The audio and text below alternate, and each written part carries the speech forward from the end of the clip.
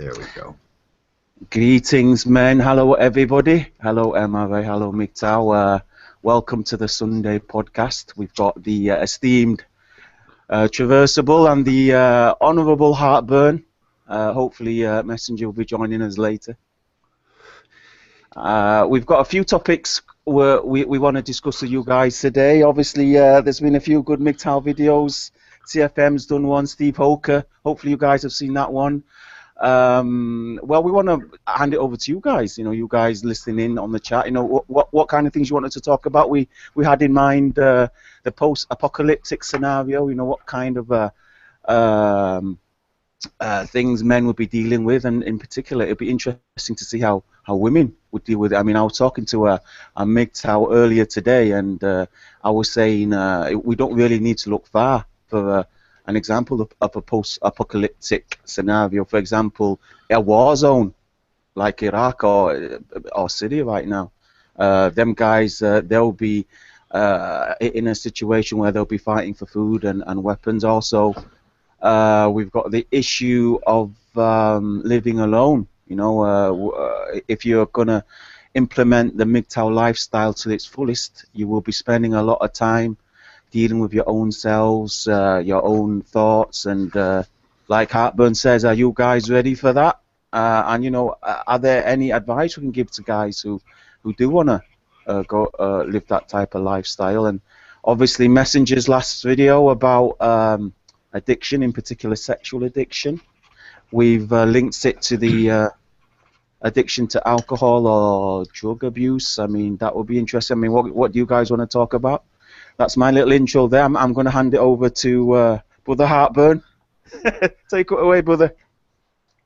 Well, okay, if you want to, I don't know, if people, we were talking about living alone. Of course, I have a video on that, which I think we were talking about, but, you know, I have to say this. I look at a lot of the comments from people in the Mgtow community, and I think a lot of people are so gung-ho about being Mgtow, and the reason why I bring up the subject of loneliness or just being alone and that being different than what you're accustomed to is because I just don't think a lot of these people, when they come to YouTube and they find a community to join, I don't think they're really assessing what they're actually getting themselves into. You know, they have a lot of chutzpah, they have a lot of, yay, we're Mgtow, we're taking over the world, and fuck women, and I don't want nothing to do with women the rest of my life, and it's a lot of fanaticism, but you've got to cement yourself in an understanding of what you're doing, and you've got to shape the world you're living in to be conducive with what your goals are. Your goals are to avoid marrying and being duped by a woman, and just simply being on YouTube and attacking women for talking on Mgtow channels is not going to save you when you know, some woman blinks at you or winks at you. And you're probably not living a very happy life to begin with, and here comes your drug to make you forget about all your problems, so to speak, which of course is going to create you a whole new thing of problems. And that's why I bring up loneliness, because I don't think people really consider what the hell they're saying when they're a Mgtow. Yeah. Isn't Mgtow sort of living a post-apocalyptic woman? You know, you've had all those experiences, you know what's going to happen, and then Mgtow is the result of that post where everything in your life was destroyed, and it sort of looks like if you do an imaginary scenario, it sort of looks like your life is it sort of looks like that a post-apocalyptic scenario with everything's dry, everything looks bad, everything's terrible. Then you find this Mgtow, and then this Mgtow is like a little flower that blossoms into this just little area where we got water, you got food, you got this, and you apply these common sense things in your life. And you put all those, you remember what had happened, and you have to apply it and start thinking about it very scientifically, and start thinking about why it happened, what happened to you, what part you played in it, and we did play a big part in it because we bought into it because that's what we were taught from school. That's what they taught us from the time we were just little children, that we were supposed to play this part as the male protector, provider, lean in, all that garbage, you know, everything feminism wants from us, everything women want from us. And then we play that part and we find out, boom, that leaves you out that bridge to nowhere into this terrible, terrible desert where you're going, oh shit, what do I do now? And then this Mgtow comes around, boom, post-apocalyptic response to females is Mgtow. Hey, Messenger, how you doing today? Yeah, good, good. How is everyone? Good, Nice to good. see you. Yeah, brother. Good, good. Yes, well, maybe that's why so many people leave Mgtow. I mean, they sound so convincing. Steve Hoker was talking about it. We all love Steve Hoker here, don't we, guys? Yeah, we love He Steve. was talking about it, and he was saying how what seemed to be quite good channels, guys with pretty good ideas contribute to the discussion, and then all of a sudden, poof, they're gone. I'm not going to name any names. It's my little motto here, but you all know what I'm talking about. And then they come back. But you know, maybe you know, Heartburn's got a point there.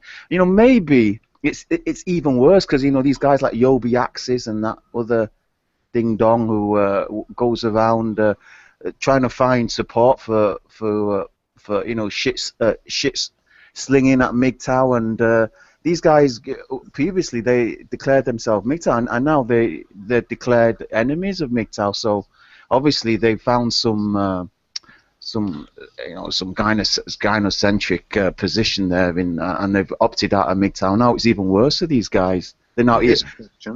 Here's a question for everyone.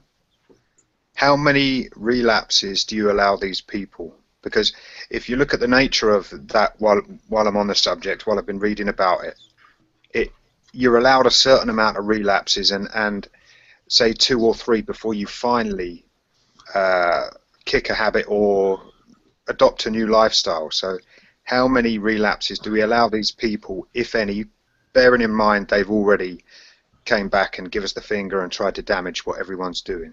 Yeah, how many relapses did I got to ask myself and be honest with that question and ask myself how many relapses did I have, and and I can honestly say there was 2, as an MRA bringing up 2 when Mgtow came around, and then a little bit into Mgtow, and then I became what they would classify as the monk, the asexual Mgtow, and I had 2, and it was very hard to bust them. You know, we are addicted as men to the chemical reactions in our brains, and we're programmed that way. And I can honestly say that I had 2 relapses, but there's a difference between being a Mgtow, and we talk about these levels, these stages that we have to go through. It would be unacceptable for me as a Mgtow now to have a relapse, because everybody would just go, well, Joe, you knew better than that. You know? What about you, Heartburn? Would you forgive some guy if he was telling you he's Mgtow now? He says, you know what, forget it. I'm getting married. You know, fuck you guys. Okay. Men. Go on. I don't fault any man for doing whatever he does in his personal life. I wish everybody the best. I think there's a difference between a guy who has convinced himself that he's found the Loch Ness monster or the unicorn, you know. And then there's this there's the YouTube dynamic. There's a lot of bullshit artists on YouTube. Oh yeah. And on the internet. You know what I mean? And look, let's say myself, if I found a woman tomorrow morning, okay, and I'm going to marry her, I'm not going to go out with my guns blazing turning on all of you. Okay, that's a totally different situation. On one hand, I may be very mistaken, and you as my friends should be very concerned with me, but if I turn on all of you, that's a different act. Look, if you come and you know start shooting up the Mgtow community with a bunch of bullshit, then go fuck yourself. You know, yeah. But I'm not going to fault somebody for falling off the wagon. And look, I mean, like Messenger said, you know, I'm giving up addictions for people. Sometimes they have to relapse a few times till it finally takes. You know, and so I mean, as far as someone messing with women, what am I going to do? But attacking the Mgtow community, when obviously this is a wonderful resource for men out there who are trying to figure out what the hell happened to them and their children and their family, and then they get some clarity from this knowledge base, and then see people out there actively attacking it. Fuck them. Yeah, there is a difference too, and just jumping in head first and pretending like you didn't know about this stuff after you've been a Mgtow.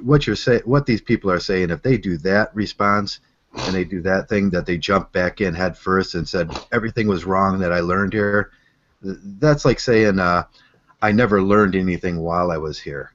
And I always say that a lot of guys will come in, learn a little bit, learn about their behaviors, and then go out, take that into life, never talk to us again, and they'll be fine. Them are the guys that are just the fly-by-nighters, and that's fine.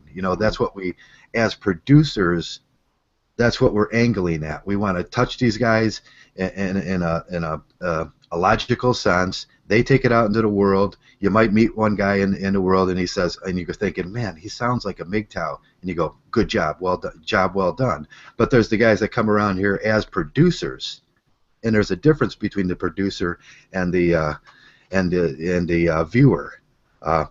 They're coming around. They want to be a producer, and then we got the like Steve was saying this morning with the MU thing, and then I'm going to go back and try it, but he's got a responsibility at that point to what he was saying, and he at that point everything becomes you can take it apart at that point and say you lied about this, you lied about this, you lied about this, and that's the guy that really kind of irritates us, isn't it? You know what I think? I think they failed at introspection. Yeah. And the reason why I say that is because they go away and they say, I know everything there is to know about Mgtow. They say it's a simple philosophy. I know it all now. Why do I need to hang around? But for me, I don't know about everyone else, but for me, Mgtow is like a journey of self-discovery, which begins with that introspection, looking at yourself, why you do certain things. And to profess that you know everything about Mgtow is to say that you know everything about yourself. And I think they say that because they're scared of what they see when they look at themselves, and they don't want to learn how to, as Heartbern was saying, they don't want to learn how to live on their own. They don't like loneliness. They don't like being alone. They don't know what to do with the time. They're bored or whatever. So they just try and you see it where they try and make the matrix work, where they try and figure out women, and they say, oh, you can still date, and you can, I won't get emotionally attached to this woman, and they kid themselves, and they stay in the matrix, and they try to still call it Mgtow, and it's so flawed, and it's so dangerous as well, bearing in mind all the things we know about. They're taking all the risks. It's up to them. It is up to them, but a lot of them, they walk away, and I think they're scared to look at themselves. Yeah, that introspection process is a painful one. You come in here, you get the initial pain of the red pill, and we all know that feeling, like, oh my God, everything I thought was real, and now it's just a scary, scary world out there. And then you have to, at some point here, there's levels to this thing too, and we often talk about the levels.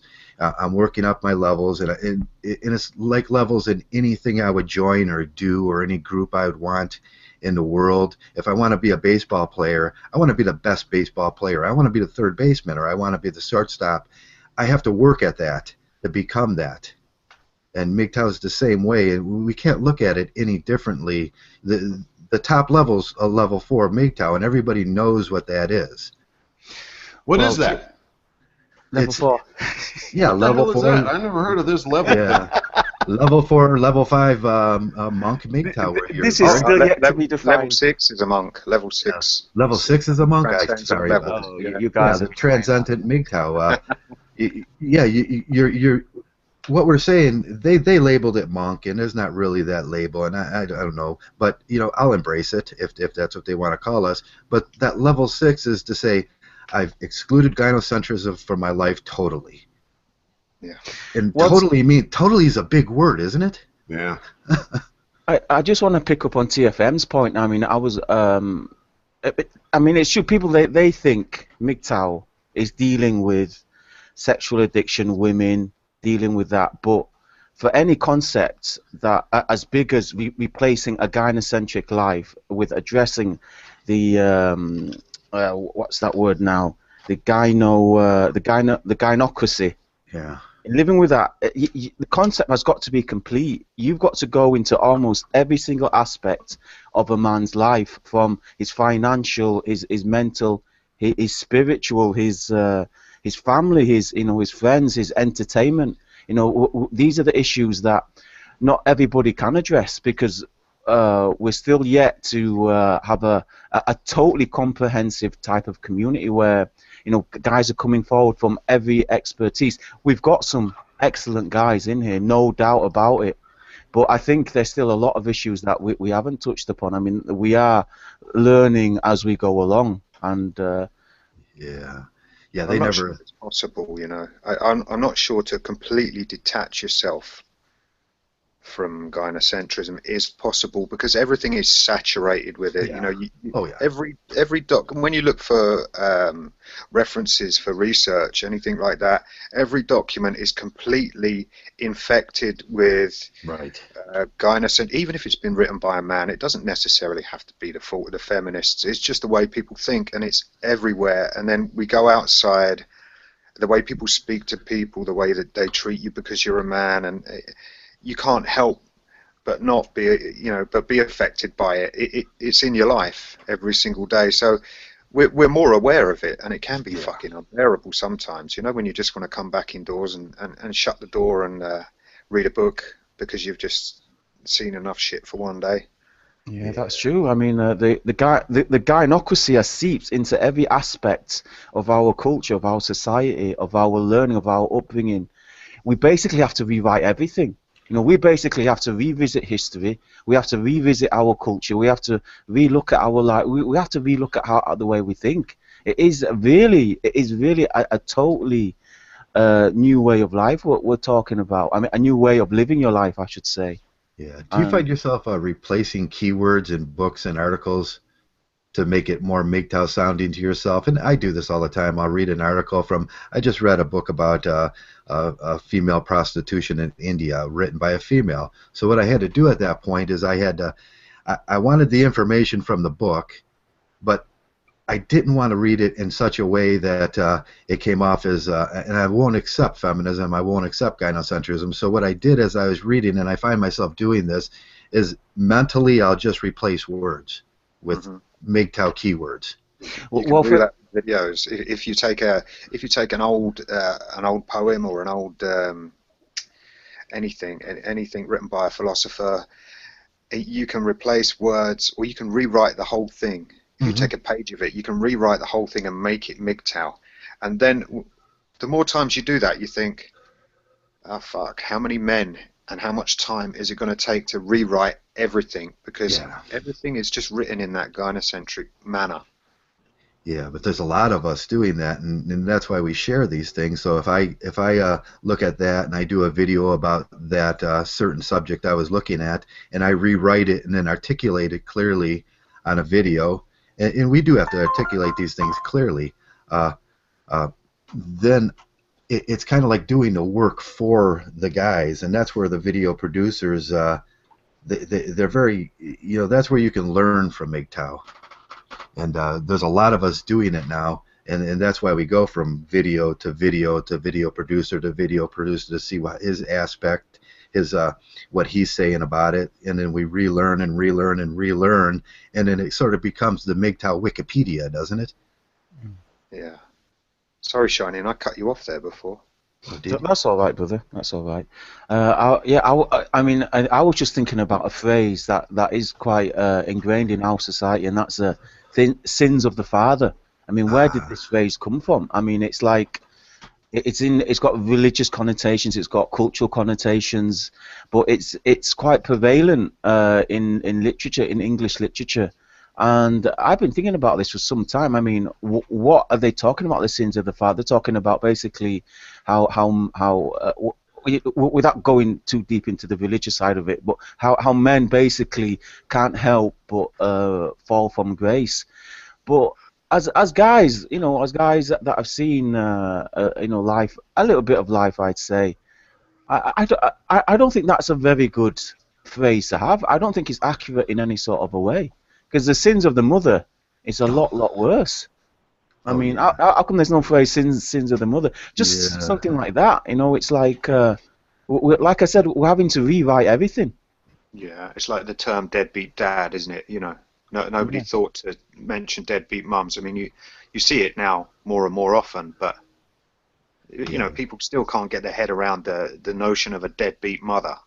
yeah. We have an When in idea. fact, you Yeah, know, they're the ones who have the kids. So if anyone is a deadbeat, it's not the dad for getting himself thrown out, being forced out of his own home. It's the mother for doing it. But they turn these things around. Yeah, yeah, we have idea for that, which is the pussy pass, and then, so we reclaimed it, we've claimed it, and then we've gave it an idea. And when we say the pussy pass, that's what we're talking about, and getting these ideas out to the guys so they have clear ways to articulate what they're saying. When you say deadbeat dads, you have to include mothers in there, and there are a lot of really horrible mothers. We talk about them all the time, baby mamas, and that sort of thing.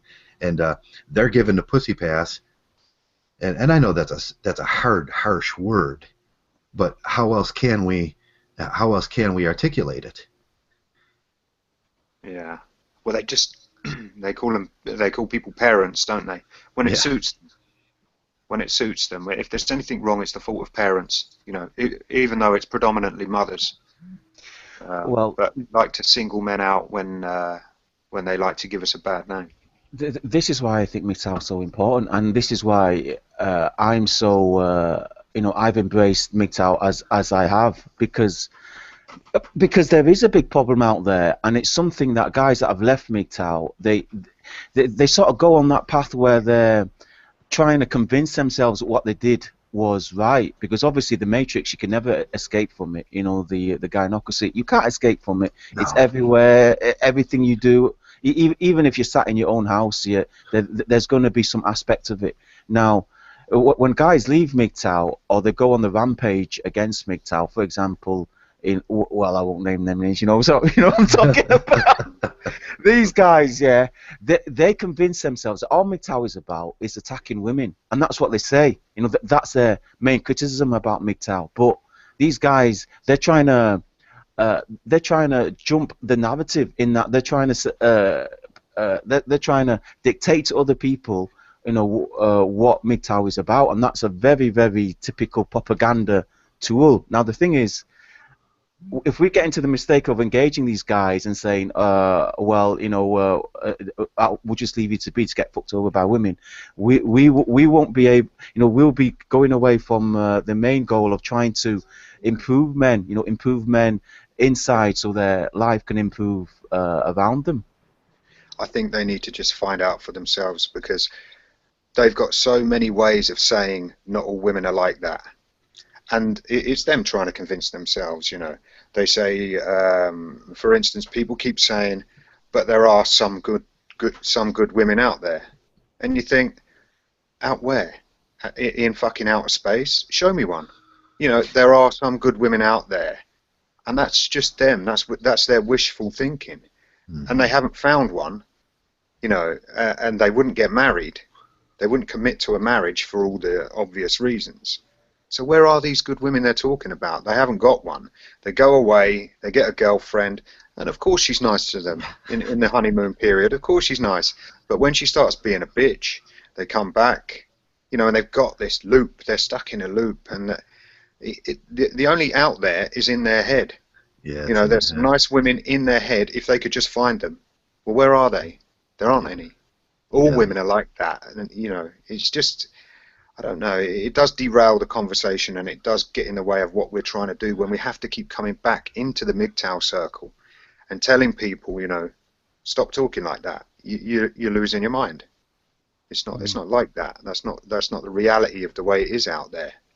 That's what I mean. When these guys try to they try to jump the narrative, and they try to just focus it on that. I mean, they are trying to convince themselves that women are good, that they can fulfill their desires for women, and they can still live a very positive, very masculine, very they can basically be themselves, and they're trying to convince themselves of that, and you can see it. I mean, you can see it. When they're making videos, you can hear it when you're talking to them. And if we're not careful, we're going to let them we're going to let them steal our thunder. Well, there's all sorts of these logical fallacies going around, and I want to see some evidence now. All of this, they're trying to say, well, if you don't embrace a woman, if you don't have this close, intimate contact with a woman, it's bad for you. How is it bad for us? What are we missing out on? And in comparison to what women are capable of doing to a man, is it so much better for us? You know, when we stand to lose homes, all of our money, our jobs, kids, you know, what is so good about this female contact that they're trying to convince us that without it, we're going to become ill, we're going to die sooner? You know, where's the evidence? I want to see something to back up this statement that's going around. And I'm not going to name names either, but I've got a few people in mind, and they keep saying men need this. Yeah, the hugs, guys. Isn't Yeah, it? why do we need it? Why do we need it? What you know, oxytocin. All right, is a man going to die from lack of oxytocin because he hasn't had a cuddle? No, but he will die when his fucking home is gone and he's left on the streets in the fucking middle of the winter. He will die when he fucking tops himself because he just can't stand, you know, all the shit in the family courts, or, you know, the way he's being systematically tortured by his ex, and, you know, he keeps seeing images of the man she's fucking allowed to father his kids now. You know, these are the things that damage men, not having cuddles. Yeah. That's not a life and death matter for men. But they keep trying to convince us, oh, you know, you're going to be in a bad way if you don't have a hug soon. You know, that's bullshit. I'm not It's buying just another addiction, isn't it? It's like it's like a gambling addiction, and it's like the scratch ticket. They're all winners until you scratch them, and then are a loser, and you're out $5. You know, exactly. that can go on and on and on, and you're just you're reaching. It's magic thinking sometimes. It's another addiction, and you keep looking for that. And I think society's pervasive in that way. They want you to keep doing that. You got to break that addiction, like you said. We like you said, and Heartbern said, and Shining said. You break that addiction, and then you're not subject to those pitfalls. And after that, you know, your life is yours again. It helps when you get a sort of sense of your own mortality, and you weigh up the amount of years you might think you've got left, and the amount of time you've got to gamble on what a woman can potentially do with a decade of your life. And then it becomes clear. That's the moment of clarity, when you say, okay, now, you know, that much time has gone, that much stuff has gone, all that hard work has just been taken away from you. And then you think, right, I've got so much time to build this up again and accumulate some sort of comfortable life for myself. And in that amount of time, I don't really want to take that risk again that it could all get destroyed. It's just not worth it. I think there's a more general problem. I mean, a lot of people will be listening to you, and a lot of guys, they are living with their mothers. I mean, there are guys living in their mother's basement. Right. No offense, guys. I know you're out yeah. there. No offense, guys. But the thing is, there are worse scenarios than death. I mean, the reason why someone commits suicide is because he thinks the life he's living is worse than death. He's better off dead. See, Yeah. and that's why they commit suicide, because they think they're in that scenario. And the thing is, I believe in that, and I believe that there's worse things than death as well, because Yeah. if you take somebody who's lost his marbles, I mean, Hoka was talking about this. We can talk about Hoka's video if you like later, but when people have lost their mind, they're living in a state of insanity. I mean, we watch like the zombie films about, you know, people turning into zombies, and they say, you know, kill me before I turn into a zombie. And basically that's it. You know, you'd rather be dead than walk around as a mindless, insane, flesh-eating zombie. But that's what we're turning into. You know, this is what I'm saying. You know, we're a nation of zombies. We're walking about doing things we don't want to do. Oh, I'm going to sound like Tyler Durden now. Buying things we don't want, but buying things we can't afford. Mm-hmm.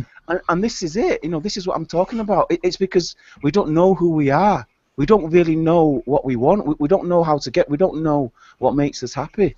And I'm saying it's because all our focus, all our you know, what we're told should make us happy.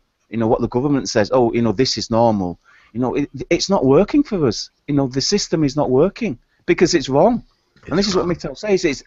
You guys, you fucked it all up. You're totally wrong. You know, men are better than women. Men should be in charge. But obviously, that's just debate. Obviously, it's a lot more complicated than that. Yeah, yeah.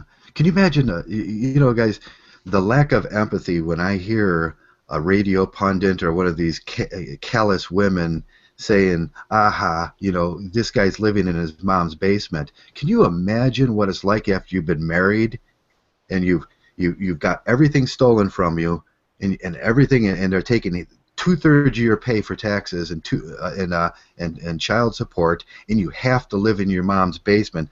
The horror of that, the lack of empathy that they're portraying with that. I mean, it's no wonder these guys.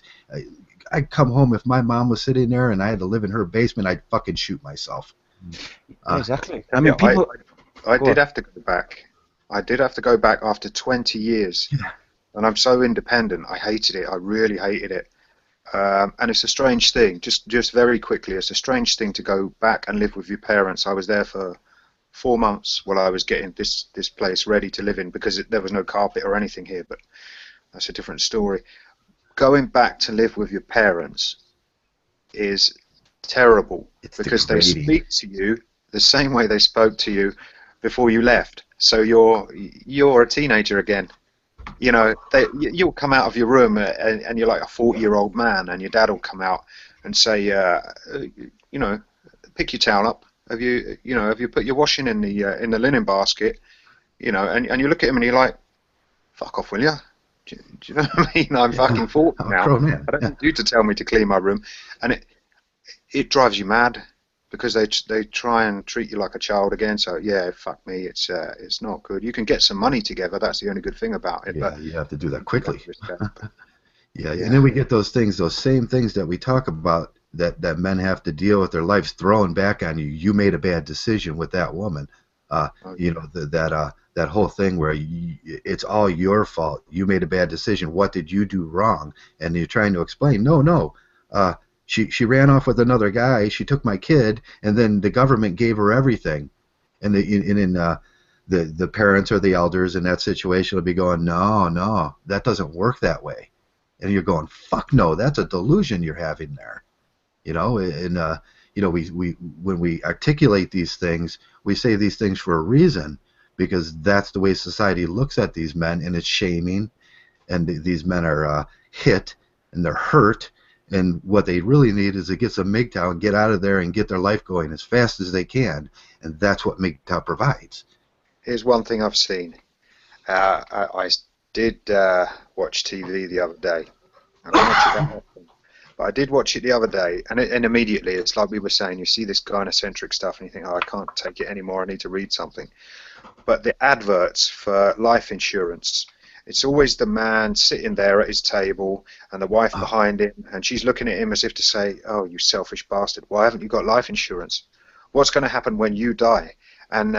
And they say, it's only £16 or $20 a month or whatever. And then he's filling in the form and signing the bottom of it. And then she's got a big smile on her face and she's patting him on the back. And you think, fucking hell, it's almost like they want him to die. So the mortgage gets paid. And, it's like, you selfish bastard. Why haven't you signed your life away so everyone else can be fucking secure after you're gone? And it's all on men, it's all like sell the man the life insurance policy, because I'm sure they've done their market research and they know men die quicker, so it's like there's even a price on the death of a man. And if he doesn't fill in that form and pay to keep everyone in the manner they're accustomed to when he dies, there's something wrong with him. It's just all so wrong, Yeah. I mean, when we try to explain to people the importance of it, I mean, Mgtow is just a label, but all the concepts and all the ideology and all the philosophy and all the issues we talk about, they're very, very serious. I mean, we mentioned suicide, and we mentioned your sanity and everything that makes you who you are. All that is at stake, and all that is constantly under threat. I mean, I don't know. How do you explain to someone just how serious the situation is? I mean, because some guys just take it as a game. I mean, they take it as a YouTube channel, or let's see how many subs I can get, how many views I can get. But it's pretty serious, and I don't think a lot of people, they do realise how serious it is. It's that overwhelming crisis. You know where people meditate and try and clear their minds because there's too much going on. To try and describe what it's like is to say that there's nothing good going on. It gets so bad that you are absolutely overwhelmed by bad things, painful things, and you can't think of more than one thing at a time. But it's just rolls over and rolls over, and that's why men commit suicide. Because they get up and they open their eyes in the morning and they say, "Ah, another shit day to not look forward to." That's how bad it is. But I don't think you can put it into words for men. So, and it's a gradual thing. I don't think they realise that. Your life can get turned around just by one bitch making one phone call. She can fuck you up and you'll wake up in the morning, being interviewed by a detective for something you didn't do. Most of us have seen that. But you can also sort of slowly work your way into this, and then you think, oh, fuck. If I can't just walk out now because I've invested too much of this into it. And I don't think people realise that's what they're doing as well, even if they're just investing themselves emotionally in a woman, and they try and kid themselves they're not, but they won't know until she's kicked them in the bollocks how much it hurts. So there's still time, effort, time that could be spent doing better things, more productive things, investing in yourself, investing in your future, rather than investing time and effort in a woman and in ejaculating inside a woman, because that's all they're addicted to. There's none of this hug shit, none of that rubbish. What they're talking about when they're talking about working women out and going on dates is being able to fuck her, because they say they don't want to get married, they just want to fuck. And what is the whole point of getting laid? That one hit of dopamine. That is it. That's all there is to it, and they risk everything just for that. It is an addiction. It's an addiction to orgasm. That's exactly what it is. Yeah, well, you mentioned something. When you wake up in that state where there's just nothing left in your life, and you look out there, MGTOW is a new horizon, and that's what we say. Do projects in your job, start working out, do these. And we say these things for a reason, because it promotes a broad new horizon for the man, doesn't it? Where he can look out on his life and see, even though all this other garbage is happening, and all this other, the gynocentrism's over here, and you can't never stop that. But there is a new broad horizon not filled with all that garbage, where you can start doing things in your life that takes that ease. It's an ease that you don't have to constantly think about that. And we give simple ways of doing that. Take on a project, start going to school, take some testosterone, start working out, work on yourself, do the introspections. All those things we say are purposeful. So there is this sunshine up there again, because man, when you look out some days and you're in that position as a man after you've gone through the gynocentric, and they spit you out, and there was that bridge to nowhere, there was nothing left. That's a gray world. That's a gray, dead world. It's like looking at a dead tree, and they're going, there's nothing. So, and then MGTOW provides these general forums to, expand and there is life after women, isn't there? You can go from walking out of your prison cell or walking out of your marriage, which is pretty much the same, just with a bag of clothes. Yeah. and some money in your wallet, and you can go from that dead start, and within a year, you've built a life for yourself. You've got another place, you've got another vehicle, you're doing okay, you've got none of that shit and none of that abuse you used to go back to. So even if a man, like you say, Joe, even if a man is absolutely hit rock bottom and he's sitting there in the gutter, with a little bit of change in his pocket, within a year he can build himself up. Right. And he doesn't have to worry about providing for anyone else, obviously, unless he's got children. But if he hasn't got anything, like we say, if you haven't got any socks on, you can't pull them up. If he hasn't got anything, they can't take it from him. So he can say to anyone who comes to him for money for the kids, I've got fuck all. And in the UK, it's 15% for the first kid and 5% for every child thereafter. But he can just say, have 15% of fuck all, because that's what I've got. And he can start from that point. And when he does start to accumulate something, you know, then they can start fucking picking at his bones. But yeah, a man can start a new life. Quite often when you get the rug pulled, it's a good place to. Yeah, I'd like to say it starts much earlier than that. I mean, you guys are making excellent points. You know, spelling out the dangers for grown men. You know, men that are going out. You know, at that point in their life where they're building their own home, they're building their own lives. But I think it starts much earlier.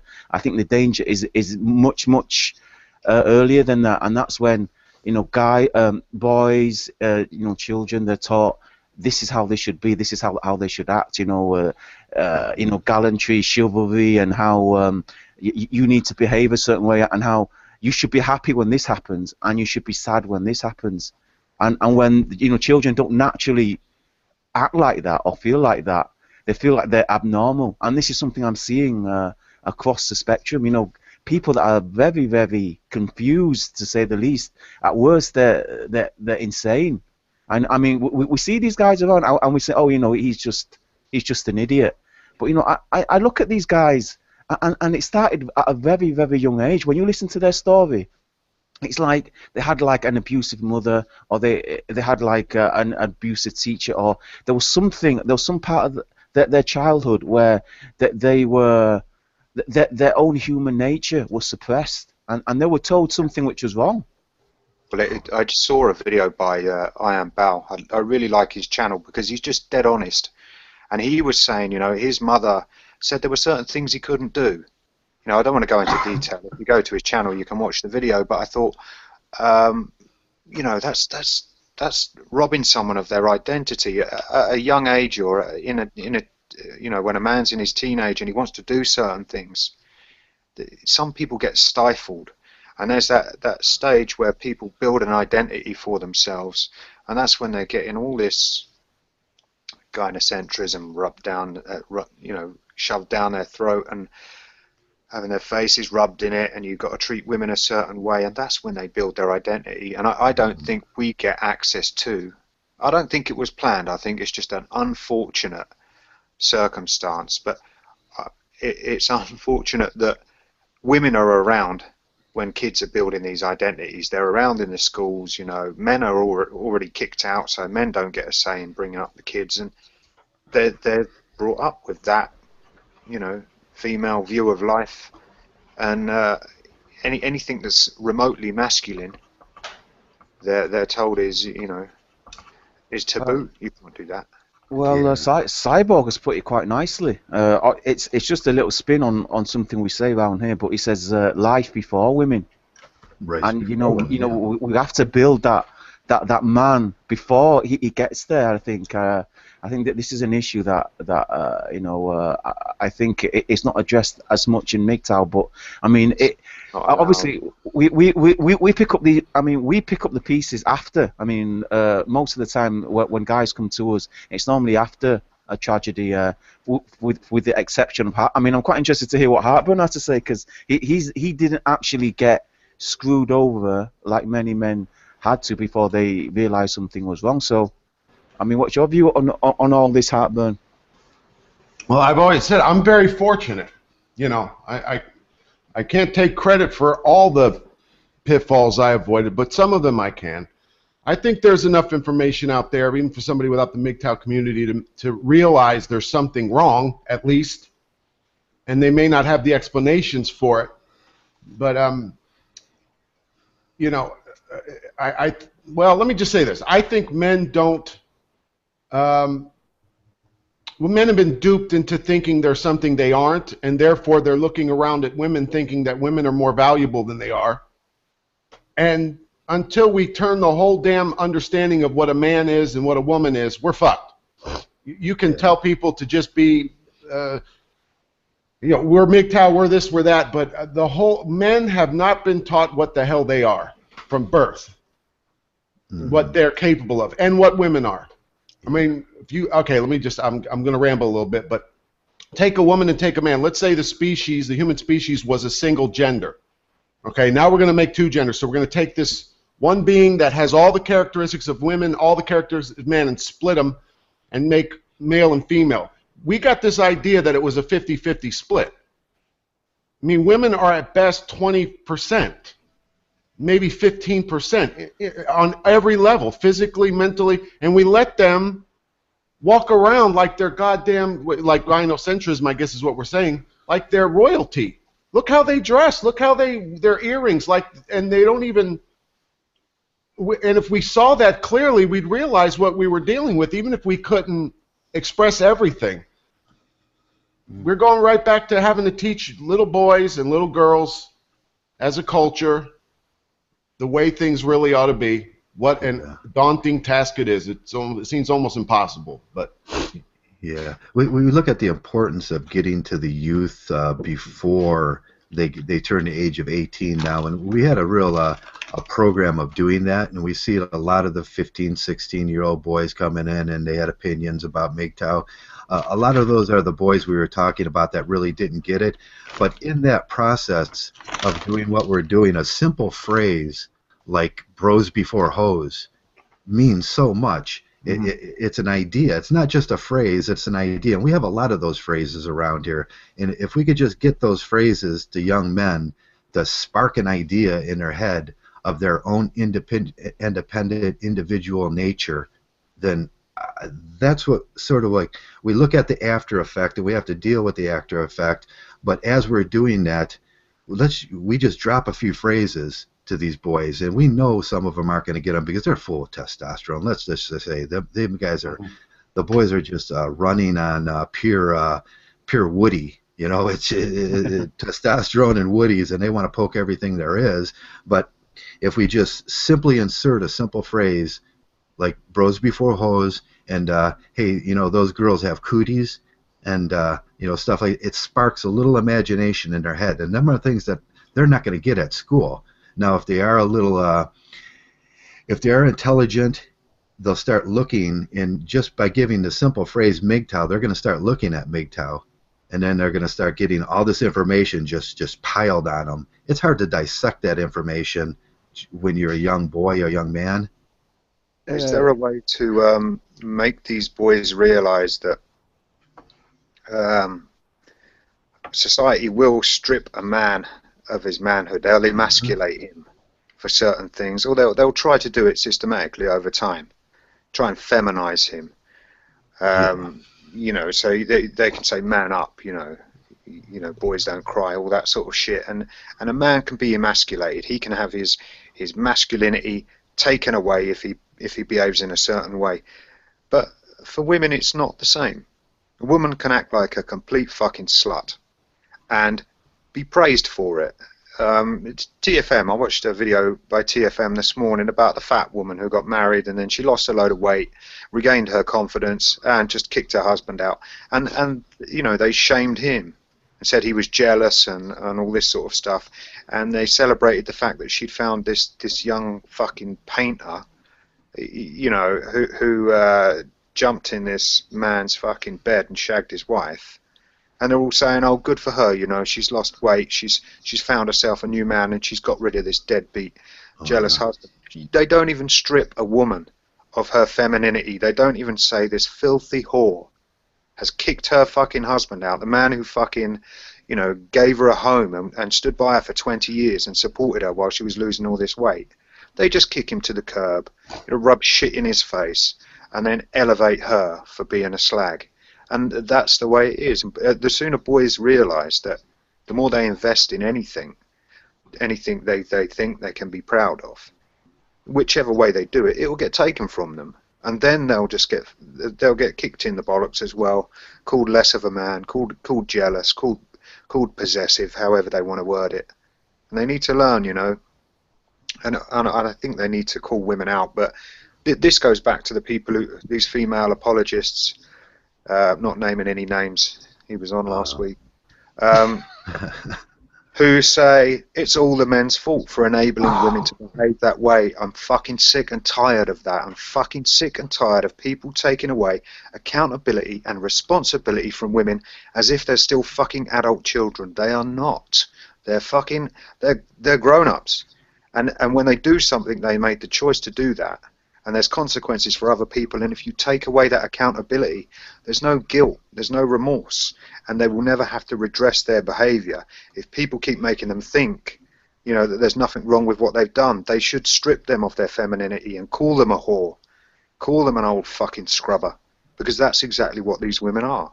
But no one will do it, and even half the people in Mgtow won't do it, because they, you know, they're pussy drunk. Yeah, yeah, that's the shame removal. There's the first thing you have to do in Mgtow is stop living by the shame and stop reacting to. But what happens when you're shamed and you feel those emotional responses to being called a emasculated boy?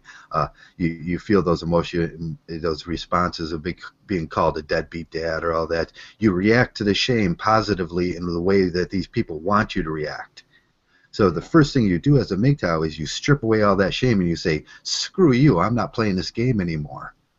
And yeah, they pile the guilt on. mm-hmm. They make you feel like a failure because you couldn't make it work, despite the fact that there were insurmountable odds stacked against you. The game is fucking rigged. Yeah. And then they make you walk away with your tail between your legs, feeling like you've let everyone down.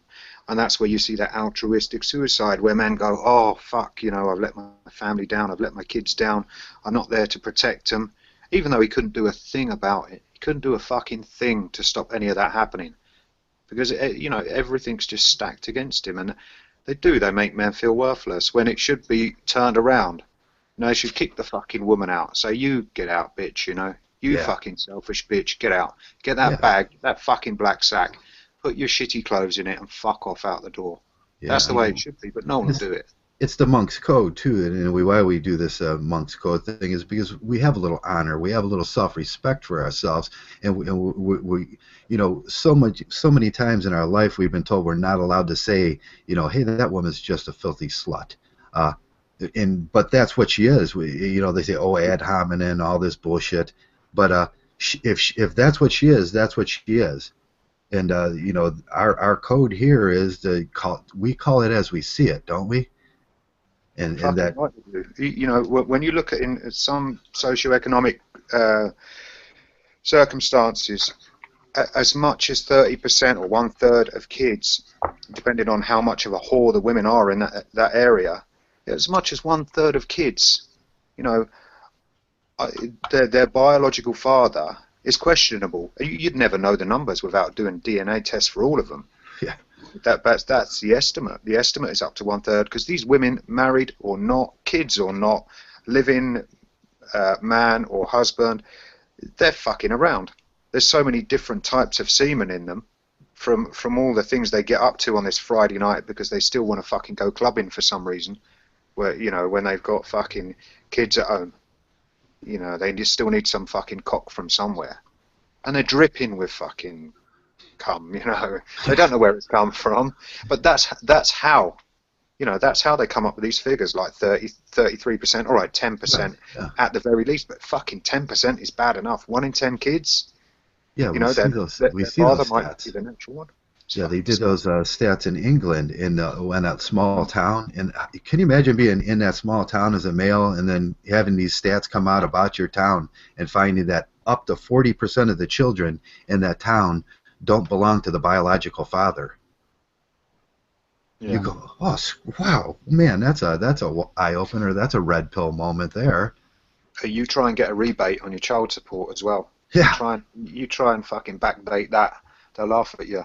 They will laugh at you. Yeah, that's you know, if you've ever found out with one of your kids and you've been paying into that system, they'll just say, "No, you're a part of the social system now, and that kid is yours. Some magical paper signature. You signed up for it, and this is your responsibility." I have a brother right now that's paying for 3 kids that isn't him. He isn't his biological kids, but he did that whole thing. He went down that road. And now he's paying for it, and he accepts that. And I tell him all the time, "Man, don't accept that. Them aren't your kids. You know, get on with your life." That's how badly gynocentrism infiltrated every single law and institution. And that's why I don't agree with MRAs. What they're doing is honourable, and they might have good intentions. But even if they change legislation, they get new laws passed, the fact of the matter is, I've said it before, the fact of the matter is gynocentrism is the system. It will overrule any laws they make, any documents that are written, it's all bastardized anyway. They've all been in there. It's absolutely fucking saturated with feminist shit. And anything you do, a woman just has to flash her cleavage to a policeman and he'll overlook it. Oh, You yeah. know, and say, you be on your way, you know, keep the noise down or I'll arrest you for fucking breach of the peace or something. Next thing you know, she gets off scot-free and you're looking at, you know, breach of the peace. You get locked up for a day just because he's a fucking white knight. All of this stuff is just, it's so badly infected. Mgtow is the only answer. Just to walk away and just keep well away from all that shit. Man, it's a little sunshine, isn't it?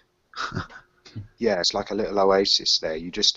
Patrick Henry described it as the hole in the fence on one of his videos, and he said, if you see the hole in the fence along that road, and that's Mgtow, that's how I see the interpretation of what he was saying. You know, just take a quick right turn, go through the hole in the fence while no one's looking, and just be a ghost.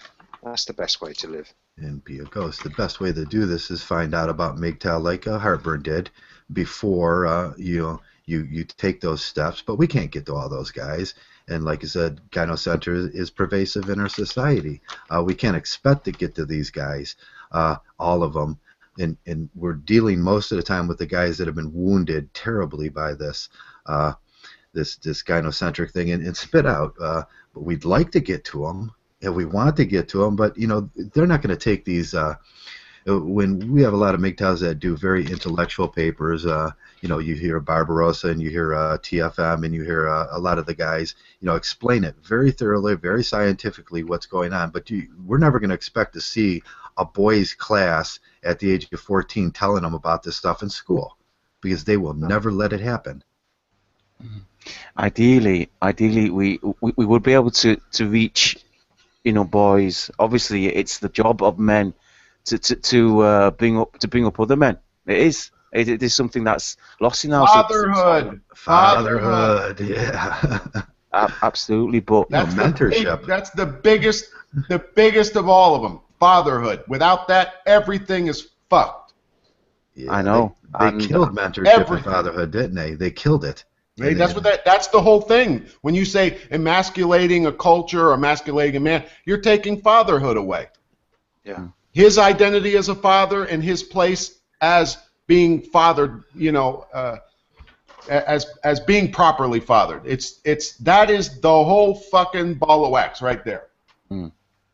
And right now, most of the time in Mgtow, we spend most of our effort, most of our discussions, most of our videos are based around picking up the pieces. You know, we're picking up men who have gone through a very, very distressful circumstance. They've lost something very valuable to them. They've lost their life, and they're going crazy. They're at the point of suicide, or they just don't want to look after themselves anymore. They're not eating properly. They're not washing themselves. They're not looking after themselves. Most of the time, we're trying to pick up those pieces. And sorry, just going back. Go on. I was just going to very quickly say about education and the way, you know, they're not allowed to teach boys how to be boys, but they do teach girls. My daughter came home and she's saying, oh, they were teaching us about the suffragettes, and I said, oh yeah, what did they tell you about those suffragettes, you know? And I was immediately just going to stamp out all those fires and replace them with red pills. And she said, oh, the suffragettes said they used violence and smashed windows because that's the only thing men understand. And her teacher said that, and she said she changed the comment or the phrasing. You know, I said, oh, she did she? I said, and men only understand violence and smashing windows. I said, who do you think built the school she's standing up in? Who do you think fixes her car? Who do you think made her mobile phone? Invented her computer, the electricity to power it? And I showed. I've already, you know, spoken to my daughter a few times. Not too much. I don't, you know, she's only young. I don't indoctrinate her with Mgtow knowledge, but I put her straight. And I show her Tesla, and I show her Da Vinci. I show her people, and say, look at all these men who invented things. You know, we built a civilization. Men did. So to say that they only understand violence and destruction is wrong. And then I said to her, ask your teacher about the white feathers. See what she tells you about the suffragettes then. You know, she won't because she's too shy to say it, but it makes her think, you know, what's this bullshit they're feeding me at school? And it is, it's all biased bullshit. Yeah, every truth there's another truth. You know, they won't teach about the white feather campaign, and they won't teach boys about their biology. They won't teach boys about their masculinity and all those things. But it's so pervasive that you know, they're gonna. And I don't even know what you call that mentality and womantality. I think it is about schools, and there is 98% teachers that are women in schools, and it's a big problem. it's a No male role models. No male role models. no male role. Maybe your gym teacher just happens to be, and he's not allowed to go over the importance of math with you, and he's not allowed to tell you about, you know, what you're going to feel when you feel these things and how to prevent, you know, them things from becoming destructive in your life. Because as soon as he said, he might even be fired for saying that. Won't it? To back up one of the points you made about how men, when they're not living up to expectations, they sort of have this altruistic suicide. One famous heartbern were like this. Ronda Rousey, her father committed suicide because he thought he wasn't supplying for the family.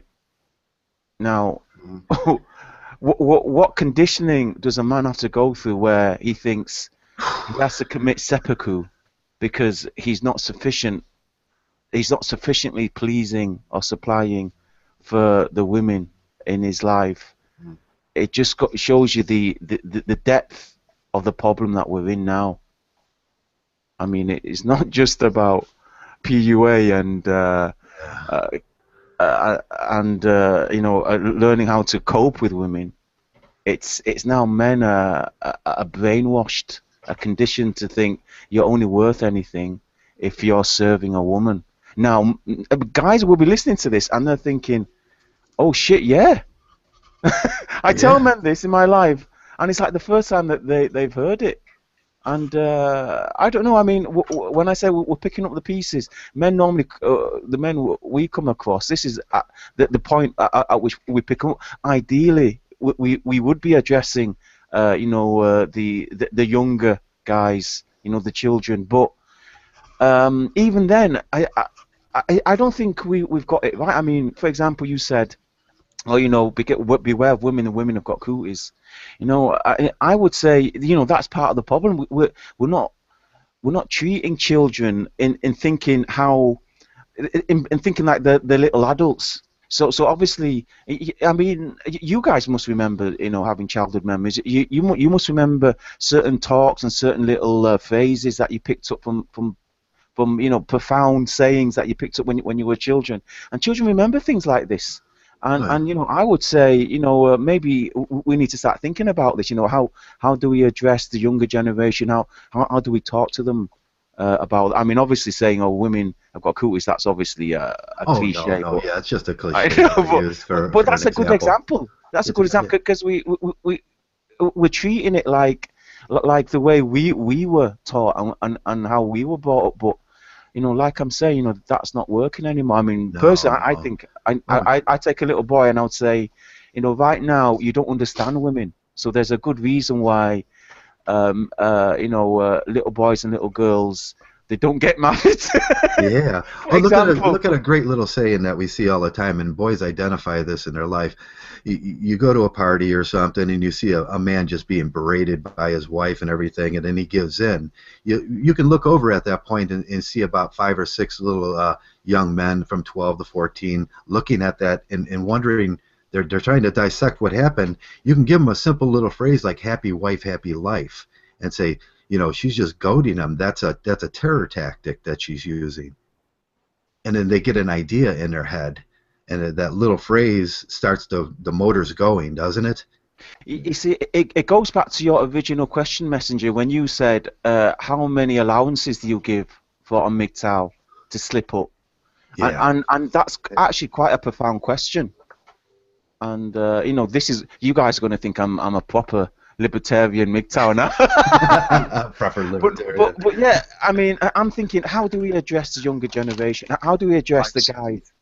I see it as their testosterone working against them, Hmm. where it makes them act like apes. And I see this, and anybody else who works, or anybody else who works in a male environment will see it, but I specifically see it on construction sites, where a woman will walk past and you'll watch some of the men on the scaffolding they speak louder and they take their shirts off, and you look at it and it's fucking, they're like primates up there. And you Hmm. think, she's not gonna fucking suck your dick because you're acting like a fucking monkey. And it works, against these men. They become it works against them in the respect that they become stupid.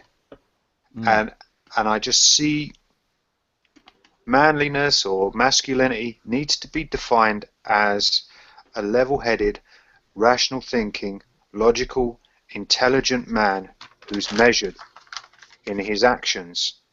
And some of these young lads were brought up like savages, Mm. and they behave like savages, and they think then that fucking and acting like a stray dog is masculine. And that is the way I was brought up. That's why I can explain it, because I was fucking like that. I was a little savage, and I thought the more I drank and the more women I fucked and all that sort of, the more fights I had, the next day you would puff your chest out and walk to work with a black eye and say, yeah, I'm the man. And looking back, you think, no, you weren't the man. You're a fucking idiot. That's not the measure of a man. That's being a boy. That's being testosterone fueled and stupid. And maybe we have to sort of talk that out of these young men, because it's Right. still, I think that's in the PUA mindset. It's still Yeah. like, yeah, but these MGTOWs aren't getting laid. They're not real men. Because I fucked 2 women last night, so I'm the man. And you think, no, you're not. You're taking twice as many risks. That's not That's what I what you're mean.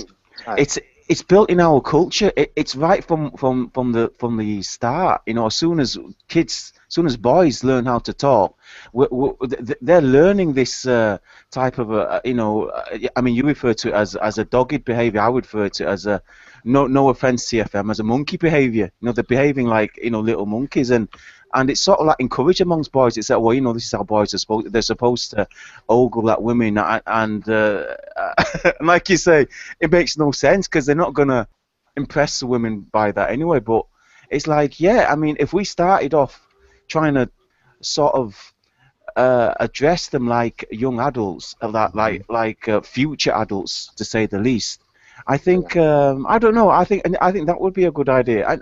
I'm sure read some paper, some study somewhere where an alternate way of cheating children would be to teach them beyond their years. I mean, this is something which they did at my school.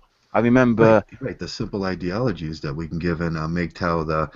When we say no women allowed in this space, it's not just because we're doing what they say we're doing. We hate women. No, we're saying no women in this space because we've done the scientific research. We know how men react. They're like the scaffolding. They're like the men on the scaffold. They start acting like monkeys. Uh, we know the evolutionary the mechanicism that's going to happen when you put a woman in this space here.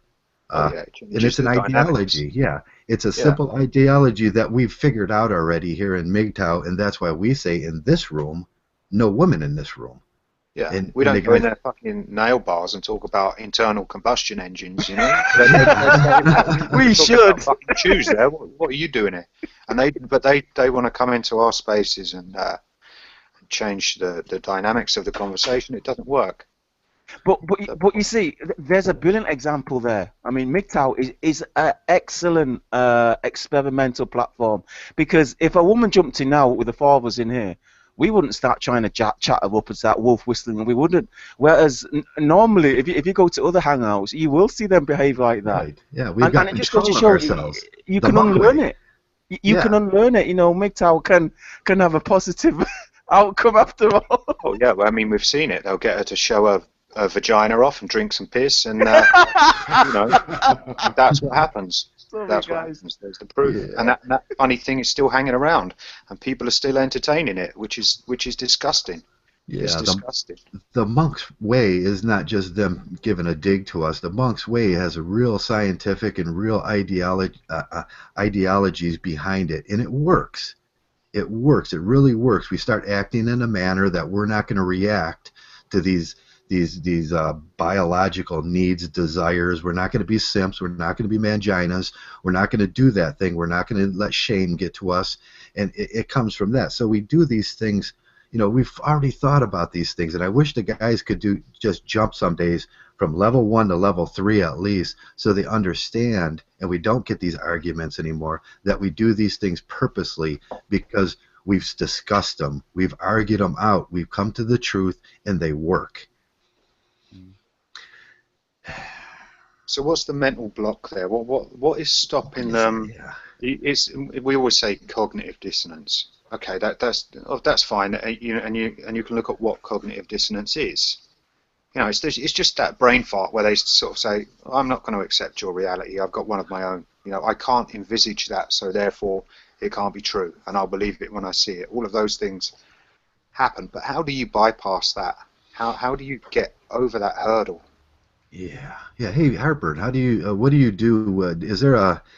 Is there like a trigger sort of mechanicism thing that you do in your daily life when you hear these things like these slow walks back into the gynocentrism that you put a you put a stopgap into it and you say no, I don't think that way anymore. Do you do those things daily? Do you guys do those things daily, and even at a moment where Mgtow has provided you with a toolbox where you can chip away and say nope, that doesn't work that way?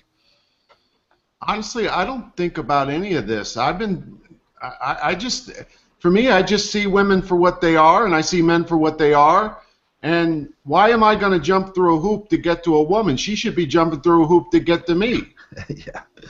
I mean, be honest. I mean, why am I going to belittle myself for someone that's littler than me? Yeah, that's a little. Just all I do. I think it's just a logical way of going about it. I'm not kissing any ass here. I'm the one that should have my ass kissed, to be quite honest with you. And these women out there are too stupid to realize it. So fuck them. That's all I can do. Yeah, that's a tool there. You got a tool you use, and Yeah. I have the tools I use in my daily life to to safeguard myself and keep myself safe from harm, because I know that I've already learned this lesson before, that this harm's going to come if I don't put these little tools in. That's what Mgtow gives us. You find yourself there shining some days, like, okay, I got to pull something out of my little tool bag. Steve Holker brings up a point which I think we should address. He says, and we've heard this before, he says, it doesn't take long before any man stabs you in the back. Now, I don't believe this. I don't believe all men are bad. Okay. I think men are good, actually. And the fact, we've, in a small way, we've demonstrated it in Mgtow. I mean, the type of men, I mean, the very fact that you, for example, Joe, you've stuck with your Mgtow channel. Obviously, there's no investment for you in Mgtow. You know, you're not getting anything out of this. And obviously, we can point to other charitable things as well. Obviously, the ultimate sacrifice would be, would a man lay down his his life for another man? I don't know if we're ready to discuss that area yet, but Steve, I have to disagree with you there, buddy. I don't think Mgtow would stab you in the back. I think one of the signs of a true Mgtow is he'd stick by you, he'd support you, he'd look after you just as he'd look after himself, and I think that's something. Bros before hoes. Exactly, and I think there have been Mgtow channels. There've been guys that have associated themselves with Mgtow, and it turns out they were just in it for the money. They were just in it for the subs. They were just in it until they found themselves a pretty little girl. Yeah, but I'd say most men are like that. But the fact is, I think, to say the least, I think there are at least a few good men left. Yeah, but the men we talk about in these situations, and we put them in subgroups, and we think about them that way, are the maginas, the simps, the pussy beggars, the cackling hyenas, and we know they're out there, and we know they'd throw us under the bus to jump over us to get to a woman. We know that, but I don't think a Mgtow is going to do that. No, I mean, a good point would be, can we recognize those type of men? Are we quite good at spotting a We simp and a do. mangina? Yeah, we get real good at that, don't we? Yeah. I think they misinterpret sometimes as well. When you get tough with people and they say, oh, this is infighting, you know, you're backstabbing, you're doing all these things, and your intentions are good. When you say to people, look, fucking don't you can't carry on living like this, and then they say, don't tell me how to live my life, and you think, I'm just trying to keep you out of fucking harm's way. You know, there's no bad intention there. Yeah, and that's the empathy there. We feel empathy, and that shows that men are altruistic and empathetic. Yeah, there's different ways. A lot of men can't. I've learned a lot of men can't handle the way some men are. You know, it's difficult. It depends what environment you were brought up in or you work Right. in. I Oh, let me. think we really aren't going to change. This is the stumbling block. You can't change the way a person thinks. You can't change that amygdala-based thinking, that primal thought. You can't force someone to think rationally. You'd have to be inside their head, you Yeah. know, and say to them, no, you're thinking, you know, with your amygdala, you want to get laid, you want to be aggressive, you want to puff your chest out, you want to be a fucking peacock, yeah, but you're not thinking about consequences.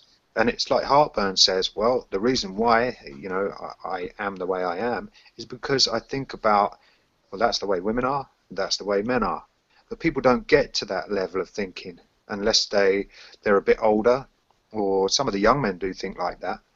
You know, Yeah. to rationalize things and move away from that primal thinking Yeah. into that higher Rationalization. thought. Yeah. Yeah, rationalization is men thought, men's emotions, men's everything. That's rationalization. I like to give a example of the soldier's dilemma when you get into boot camp, when the DI is pitted against a squad, and he's coming in and he's given what's called corrective criticism, and you got to be able to take corrective criticism. So in essence, in Mgtow, the older guys or the guys that have been around are the DIs, and they got a little rank, and they give out corrective criticism one time. That's not shaming. That's corrective criticism. And then the guys, well, if I'm acting a little bit simpish or I'm acting a little bit mangina, you get the corrective criticism, and you should be able at that point do secondary thinking and go, oh yeah, yeah, I am doing that. And that's the growing process here in Mgtow from 1 to 6 or whatever it is. I don't care what it is, but you become the monk after a while, and you've taken in all this mentorship that you got around you. And Monk is level 7, by the way, Joe. level 7 is monk.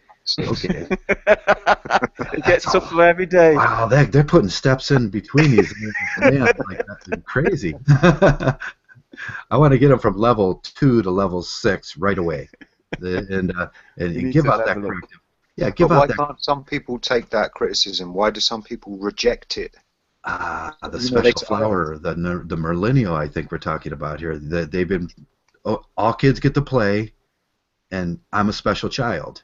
they spit the pill out though. Yeah, they spit the pill out. Mm. I don't know. Well, you know, there's no hope for them. It's like they'll have to go away, try and make it work in the matrix, and maybe they'll get lucky for a while. But then the longer you're there trying to make it work, the bigger the axe that's going to drop on you. Because the more you invest in the matrix, when it does decide to chew you up and spit you out, it's fucking monumental. Oh, it is.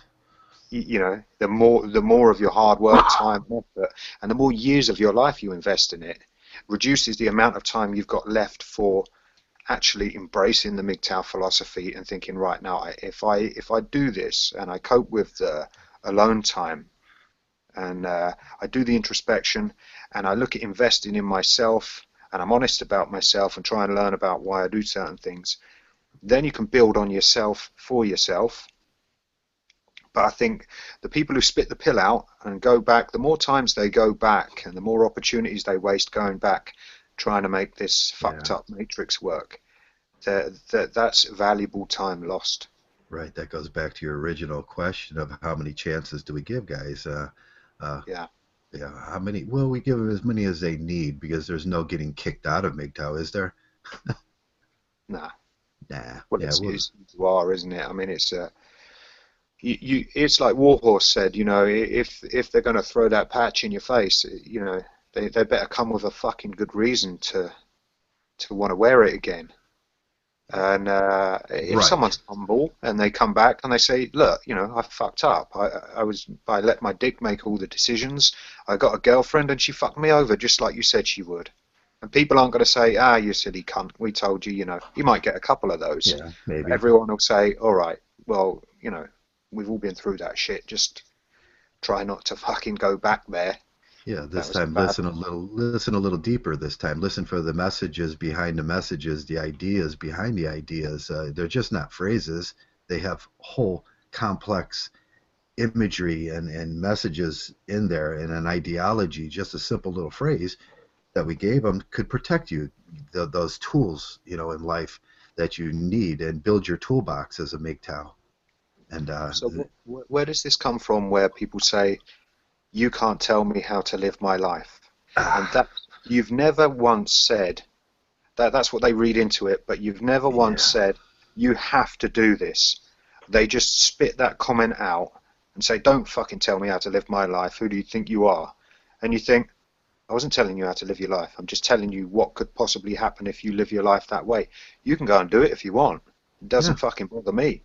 But people, why do they say that? Don't tell me how to live my life. right. Because they're going to do it anyway. Yeah, that's an interesting thing that we No, ask. I think that's the they do it because they don't want to be blocked from your channel. It's like that's the ultimate punishment in YouTube, the getting ultimate. blocked. So you know what? I'm gonna talk shit. I'm gonna do whatever I want, but please don't block me. Please don't block me from your That's channel. why we block them because they're not getting it sometimes, and it gets hard here being a. You're looking down over your comments, and man, this guy's been back 10 times telling me that I'm wrong 10 times, and I still know I'm right. But how do I get to this guy? I mean, why is he doing this too? And it's Messenger's question. Why are these people have this inability to accept very reasonable, very logical things? Mm. And it's not as if it's our own personal worldview. No, That's the thing. People, all right, you're giving them subjective examples and anecdotal evidence. Fine, that's just my example. But you can look around and you can look out in the big wide world and see millions and millions of men this has happened to. So it's not as if I'm saying, you know, I'm telling you that this is how it's got to be because this is the way I see it. right? You're Yeah, just telling them, you know, yeah. There's It's a these examples. possible outcomes. it's a form of attack, you know, when you're giving out advice, when you're trying to help somebody, when you're discussing, when you're talking about maybe a situation that a person's in that they could be in danger. It's a way of attacking them. You know, it's like saying, you know, fuck you and your advice. You know, who are you to tell me what to do? It is. I mean, it's like an ultimate shit in your face when you're trying to like help someone. It's like you know that suing culture where if you help somebody on the street, they can sue you if you help them in the wrong way. It's the ultimate insult, Oh isn't it? yeah, So they're just trying to insult you. They're trying to like hurt you. I guess it's only like little offense that they've got. You know, when they know that you're right and they've got no more arguments. But So, oh, how you know who are backwards you? is So that? It's like me saying, right, don't fucking throw yourself under that train, and they say, I don't need your advice. You watch me, I'll do it anyway. Oh, I don't give a fuck. I'm not the one that's who's going exactly to suffer the right. I'm not consequences. gonna say that. You know, Yeah, that's. Uh, That's exactly how it is. You know, I'm gonna do it anyway. You know, he told me, but isn't it strange? That's how people are. It's like if everybody told people, you know, not to jumping in that hole, they'll all jump it. Oh, you know, don't open this website, don't click on this link. People will click on it, and then if you tell people, guys, click on this link, you know, follow the link to my new channel, they're not as inclined to do it as if it's like got some danger, some pebble. oh God, yeah, that's like the Bugs Bunny. Don't push this button. You know, you put a little sign. Don't pull this string when you walk through the door, and all of a sudden they get a bucket of water on them, and you go, I told you not to pull that string. It's weird, isn't it? It's like more people will do something if they think there's if they're told not to do it, then if they will, I don't know. Maybe we should do a study on that. TFM, can we leave that with you, brother? a study on don't pull the string or don't push that red button.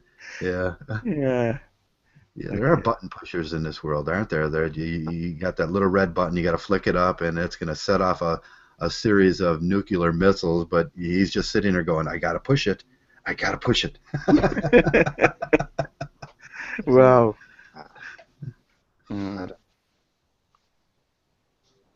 TMM says he's got no money to do original research. To do original research, yeah, that's the problem. That is a problem in Mgtow, and I see Mgtow as gender studies for men, and this goes back to the schooling thing too. You got gender studies for women, but we don't have gender studies for men.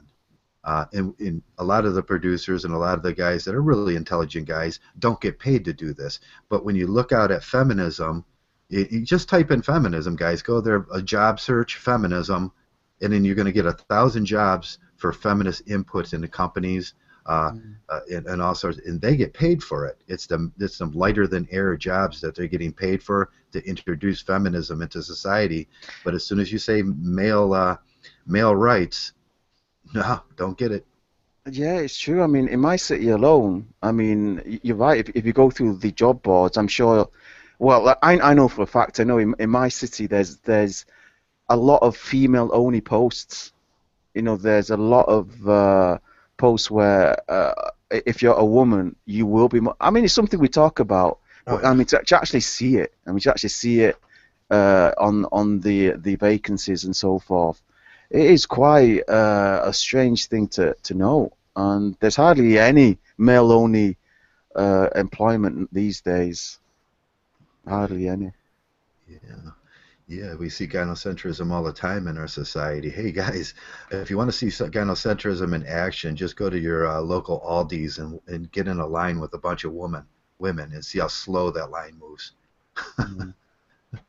You know, listen to the things they talk about. It'll make you get into another line, and that's what we do here in Mgtow. We're just getting into another line that's not quite as irritating to us.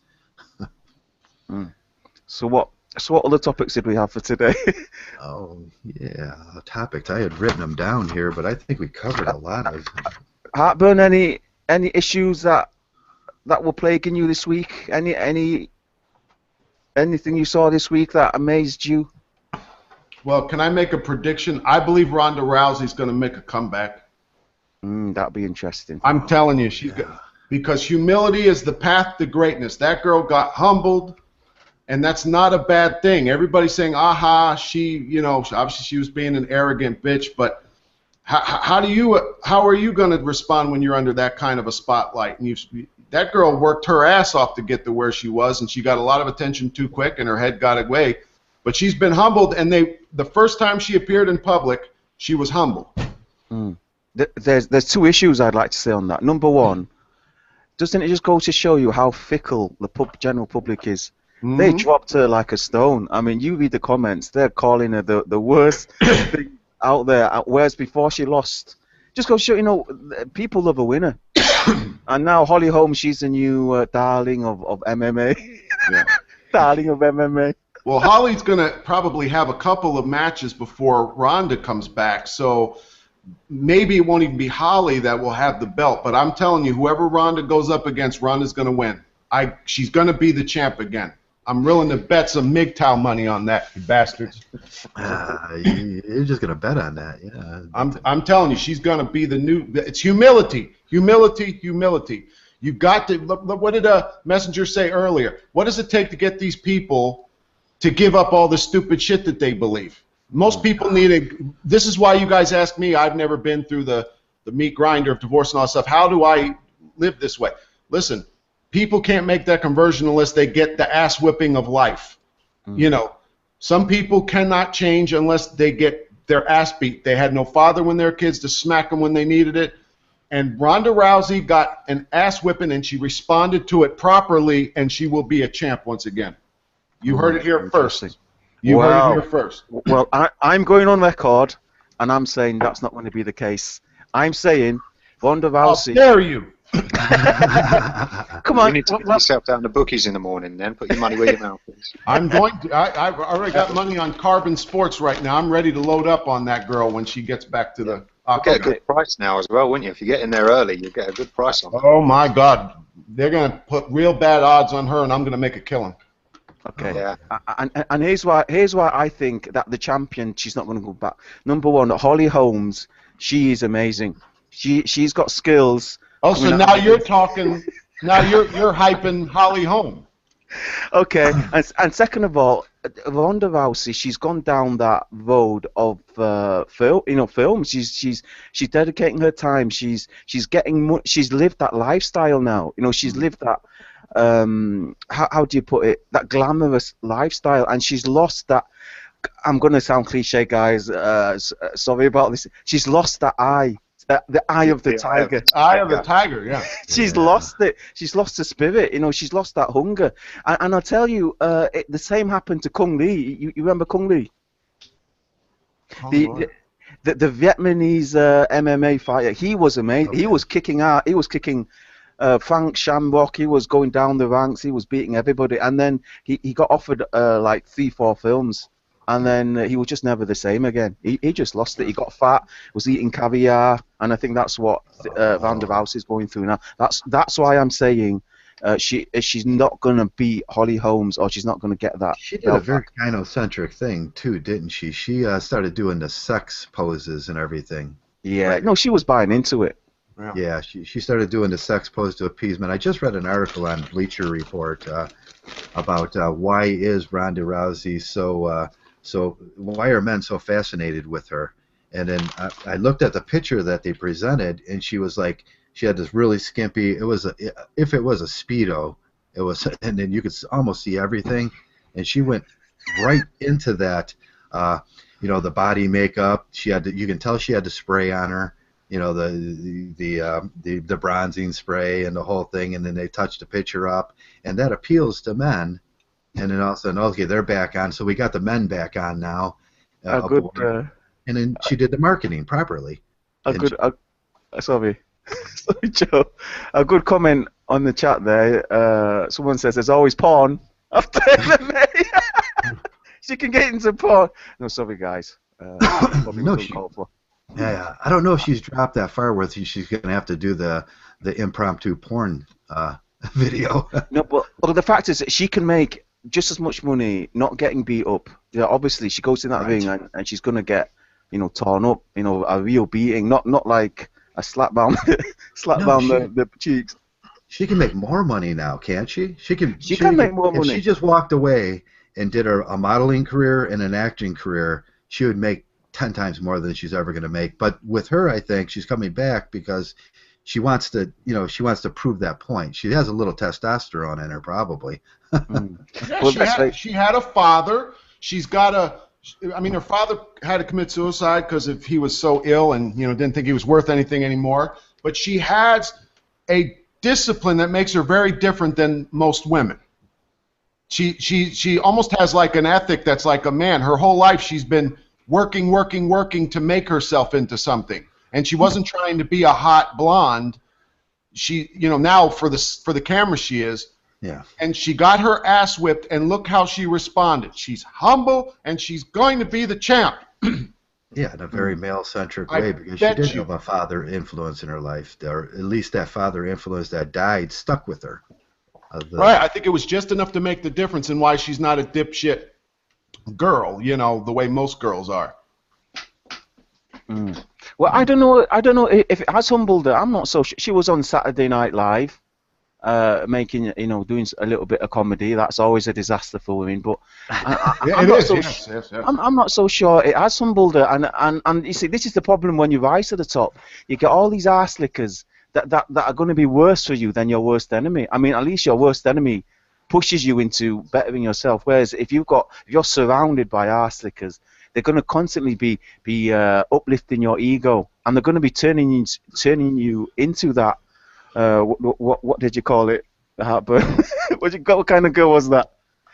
But anyway, I think she surrounded herself with too many ass kissers, And unless she changes her camp, unless she does start humbling herself, like she did right at the beginning, when she used to, get, basically after when she got bullied, she's have to put up, put up with all types of shit. I think she is gonna see the attraction and the limelight of Hollywood. And she's going to keep doing films, and she's going to say, because when these guys train, they train like 8-9 hours in the gym a day. They spend all day training, and they're thinking, well, instead of doing this, I can just sit in a film set. I can have my own, a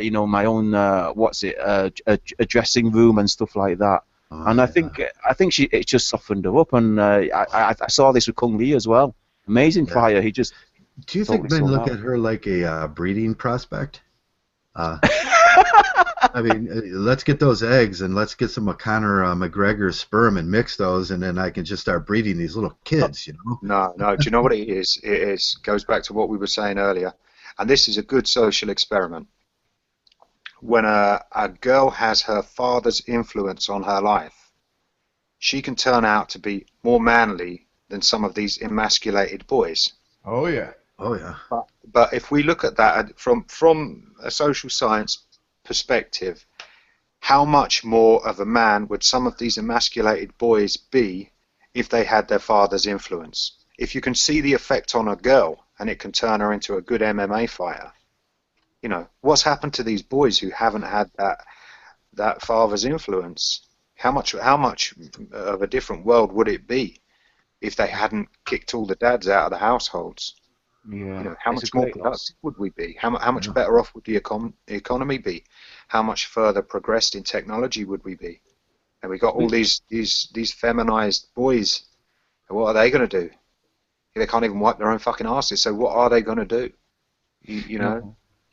That would make for an interesting book. The loss from the loss of our fathers, the destruction of our society through the loss of the male role model.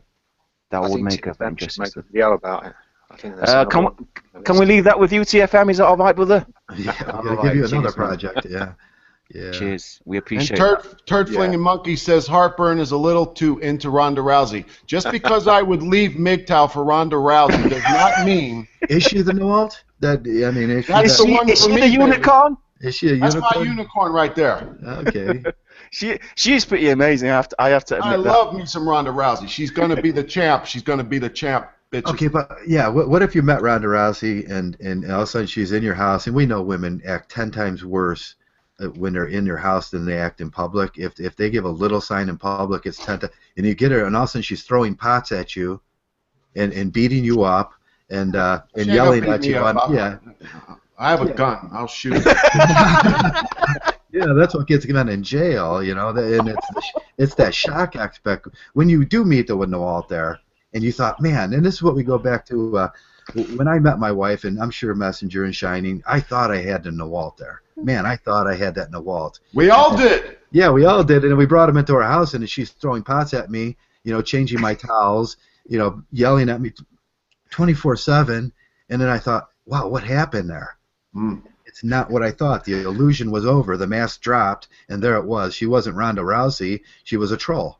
Okay. To answer your question, Trav, I don't think collecting Ronda Rousey's eggs would be a good exercise in DNA because, personally, I think her ability and her skill came through training. Yeah, half of it is from good genetics, probably, but I think generally people can condition themselves to be that level. And same with what's his name, Conor McGregor, which by the way is fighting Rafael Dos Anjos very soon in a few weeks. I'm really looking forward to that because obviously they're two champions. Can you buy that on YouTube? Is there a YouTube service that you can go buy it on? I think there is, but I don't know which one it is because I did see an option for that, but I don't know where to find it. I'm pretty sure there is though. Yeah, but looking forward to that. Can we steal it and put it on a broadcast for? Channels have been taken down from that. I've seen quite a few channels taken down. MMA keeping their eye on. UFC keeping their eye on YouTube. Yeah, we can't rebroadcast it in a podcast and just kind of comment. And no, we'd get taken down in a second. We'd be the commenters. That would be interesting. A Mgtow broadcast of an MMA fight. Can you We've imagine got. if it was a Ronda Oh, Rousey fight? Mgtow got taken down because of that. You Did he? remember? That's why he got taken down because of the Ronda Rousey when he made the video of Ronda Oh Rousey. yeah, yeah, you did get taken. Getting Was that beat. what took him down? Pardon? Was that what took his channel down then? Because I Yeah. know every time something, these YouTube videos that get millions and millions of views, he gets on it straight away and puts his little Mgtow thing at the end of it. Mm. Yeah. And he lost that. I thought he'd been flagged, just constantly flagged, because he'd pissed so many people off, Yeah, that was that. What was that girl? VK Not Clark. sure. I thought it was the VK Clark troll bunch that were just constantly trolling him out, and flagging his videos. No, it was that Ronda Rousey video got him in trouble. You see, Heartburn. You see what happens when you mess with Ronda. Even Mgtow can't mess with Ronda. Even the mayor couldn't mess. She's more masculine minded than most men in Mgtow, as far as I'm concerned. Yeah. Hey, what happened to that rational thinking? Come on. You got to think 5 years down the line when she puts on 20 pounds and Oh yeah. spends all your money on handbags and shit. And then she grows that moustache, that beard comes along nicely, and the hairy chest. Yeah, you found out Keeps she up was with the taking testosterone. Oh, yeah, probably her clitoris has grown a little bit from all that.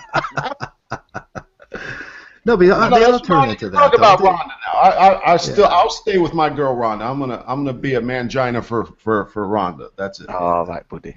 Yeah, they all. hit But that only point. Rhonda, no other woman. Just Just Rhonda. Yeah. Yeah. If you had to have if there was you gotta this have ideal- one. You gotta have one. You know what I'm saying? Yeah, a lot of guys have this idealistic Nawalt in their head. I think what's that girl that does the movies? The adventure movies. And they all say to me, well, she was a little bit different. I've got no idea who you mean. Yeah. It could be anybody. Oh God, yeah. This is Jolie. Wonder Woman. Yeah, Angela Jolie. Oh, Angela Jolene. Yeah, she Yeah, was like a big pin-up at one point, wasn't Yeah, she was the Nawalt before Ronda Rousey came around. She did the searching for the treasure trove thing. There's a treasure trove out there that she had to find, and then Tomb Raider. Yeah, Tomb Raider, and then she That's was all raised by a male. film nonsense, isn't it? In real life, she's just a weak woman. Well, She's- look at she's a nut job as well. her father died too, the same as Ronda Rousey, and then he left an impact in the movie. At least they presented it as the father died and left an impact in her life, and then drove her to be the same thing as Ronda Rousey, wasn't it? I don't know, but Holly Holm, she's got a very strong. Her father's got. She said her father had a very strong influence on her. Her father, yeah, being a pastor, of course. There you go, guys. Oh, you guys knocking. A monk. He's a monk. There you go. Big respect. Yeah, respect out to Holly's father there. So, Holly's father, if you're listening, come in. You're welcome to come in. Let's talk about your daughter there, and we won't do any Mgtow things, say bad things. Yeah. Yes, we will. She's not allowed. She's not allowed in. Yeah. Oh, if we could get Ronda Rousey in, would we let her in? No. No. All right. Okay. So, what's next in line, or are we done for today, guys? Are we closing down now? Yeah, I think this was a great podcast, and I think this would be about a time for palatability, and I think this is a podcast that a lot of guys might want to listen to and take a lot from, so it'd probably be a good idea to close down and maybe start thinking about if we want to do if Zeta wants to do a secondary one, or if anybody wants to do a secondary one later. Good idea, Trav. Quit while you're ahead. Yeah. That's what we learn in poker, isn't it, Heartburn? Yeah, That's it. Guys, Take your money and go home. Don't get too greedy. It's hard not to sometimes.